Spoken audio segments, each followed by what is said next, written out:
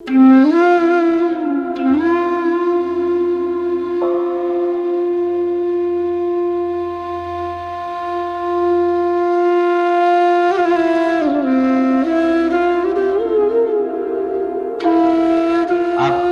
मार्ग को अवलंब करते हैं और अगर उस रास्ते पे आप कुछ कदम चल चुके हैं, आप कहीं पहुंच चुके हैं, तो आपकी खोज समाप्त हो गई है।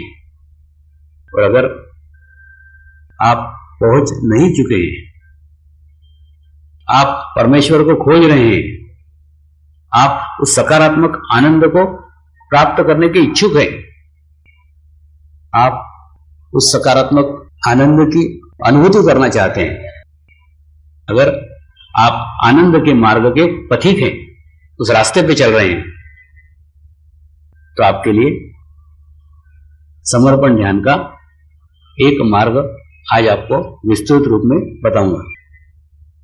लेकिन आवश्यक नहीं कि यही एकमात्र मार्ग है, और आवश्यक नहीं कि यही मार्ग से आप वहां पहुंच सकते हैं। उस सकारात्मक आनंद को प्राप्त करने के लिए अनेकों मार्ग हैं, उनमें से एक मार्ग ये है। तो अगर ये मार्ग ही विश्व चेतना ने आपके लिए निश्चित किया है, ये मार्ग ही आपका मार्ग है, इस मार्ग पे आप चल करके देख सकते हैं। जिस प्रकार से आप देह का जन्म लेते हैं, तो देह के जन्म के समय निश्चित रहता है आप किस मां के कोख से पैदा होने वाले हो, और उसी समय यह भी निश्चित हो जाता है आपके आत्मा की मां कौन है, आपके आत्मा के उन्नति का मार्ग कौन सा है, सकारात्मक आनंद के प्राप्ति का मार्ग कौन सा है, पूर्व निश्चित रहता है। और उसके लिए मनुष्य जीवन भर प्रयास करते रहता है, जीवन भर प्रयत्न करते रहता है। तो वास्तव में जन्मों जन्मों तक प्रयास करते रहता है, जन्मों जन्मों तक प्रयत्न करते रहता है। आध्यात्मिक उन्नति एक जीवन में प्राप्त होने वाली चीज ही नहीं है, एक जीवन में उसे प्राप्त किया ही नहीं जा सकता। आध्यात्मिकता का क्रमबद्ध तरीके से, लयबद्ध तरीके से विस्तार होते रहता है। उसके लिए अनेकों जन्म लेना पड़ते हैं, और अनेकों जन्मों के बाद आपके जीवन में किसी जीवंत गुरु का, जीवंत माध्यम का आगमन होता है। और आगमन होना ही पर्याप्त नहीं है। एक जीवन में आगमन होता है, एक जीवन में उसे हम जानते हैं, एक जीवन में उसे पहचानते हैं, एक जीवन में मानते हैं, और एक जीवन में उसके बताए हुए मार्ग पर चलते हैं। ये बहुत बड़ी प्रक्रिया है, क्षण में, एक जन्म में कुछ संभव नहीं है। इसलिए ये पूरी प्रक्रिया पता होने के कारण मैं आपसे कुछ भी अपेक्षा नहीं करता। मार्ग बताना, रास्ता बताना मेरा मार्ग है, ग्रहण करना नहीं ग्रहण करना आपके स्थिति के अनुसार है। आपकी जैसी स्थिति होगी उसी लेवल तक आप ग्रहण करोगे, उतना ही आगे चलोगे। और ग्रहण करने के लिए और चलने के लिए, दोनों के लिए आपके पास उसका बैकग्राउंड होना चाहिए, आपके पास उसकी पूर्व संचित स्थिति होना चाहिए। अगर वो स्थिति आपके पास है तो आप आगे बढ़ सकते हैं, और अगर आपके पास नहीं है तो आप बाद में आगे बढ़ेंगे। इसलिए ये प्रक्रिया बहुत जटिल है, बहुत बड़ी है।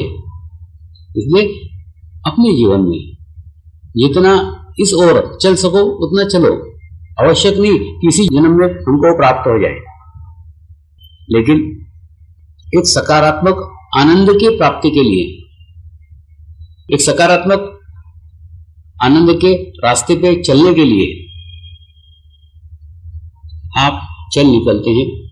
और इसी मार्ग पे चलते हुए अगर आपकी मृत्यु भी हो जाती है तो आपकी अगले जन्म की दिशा इसी जन्म में तय हो जाएगी। आपकी मृत्यु किस दिशा में हुई है?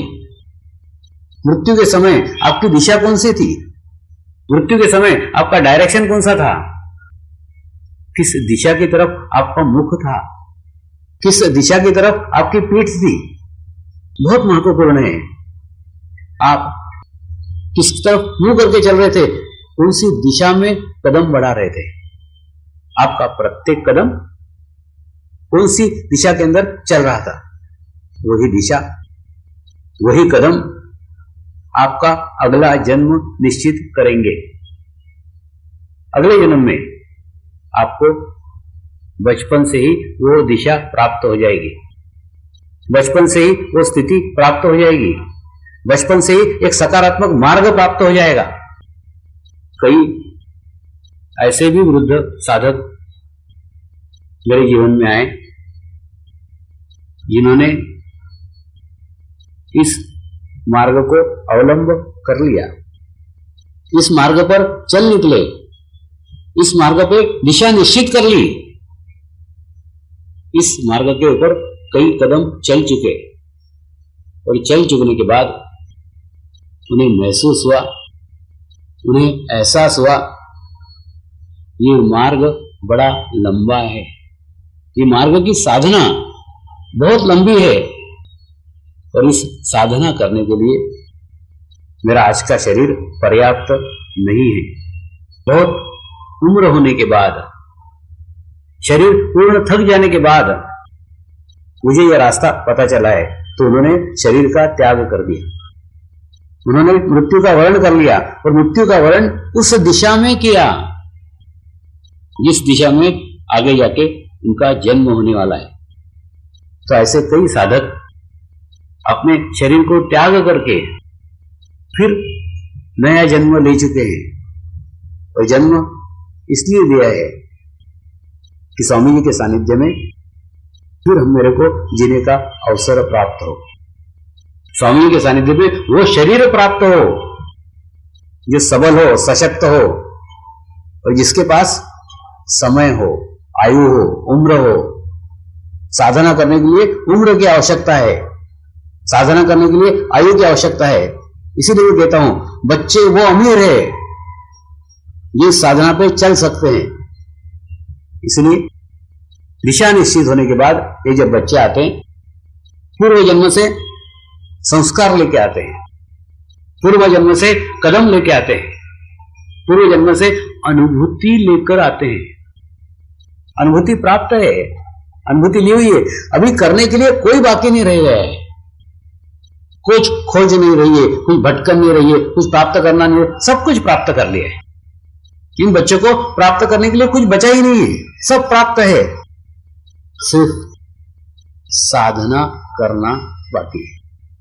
अपने लक्ष्य की ओर जाने के लिए जो गए जन्म में उन्हें साधना का अभाव था, जो गए जन्म में साधना प्राप्त करने के लिए समय बाकी नहीं रह गया था, वो समय इस जन्म में उनके पास में है। वो अमीर है क्योंकि समय उनके पास है, समय का धन उनके पास में। इसीलिए कई बार आपको भी आश्चर्य होता होगा, 5-5 साल के 8-8 साल के बच्चे ध्यान की एक उच्च कक्षा में पहुंच गए। ये वही लोग हैं जो पूर्व जन्म से मेरे साथ थे और वो इस जन्म में भी मेरे साथ हैं। सदगुरु क्या बोलता है उधर तो आप ध्यान ही मत दो, सदगुरु क्या करता है उधर भी ध्यान मत दो, क्योंकि ये सब चीजें आपके समझने के परे है। क्या होता है, क्या अनुभूति होती है, आपका सारा चित्त उसी अनुभूति पे होना चाहिए। जीवंत गुरु एक सकारात्मक ऊर्जा शक्ति का स्रोत है,